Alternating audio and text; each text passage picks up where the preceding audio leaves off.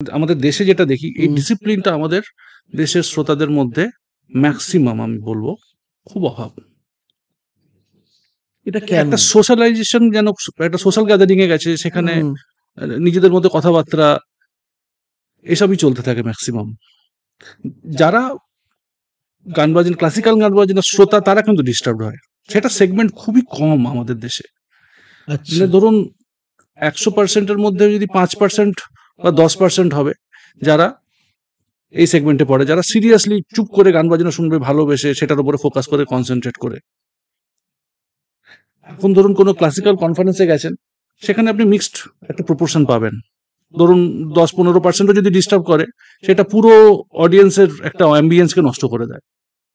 যেমন অনেক সময় শুনেছি যে, হয়তো আপনি বলেছেন যে, আমি আপনার বাজনা শুনছি বা অমুকের বাজনা শুনছি, পেছনে এত কথা বলছে, আমরা বলতে বাধ্য হলাম, আমি বলেছি আপনাকে। হ্যাঁ, চুপ করুন। এবং মোবাইলে কথা বলছে, মোবাইলে ফোনে কথা বলছে।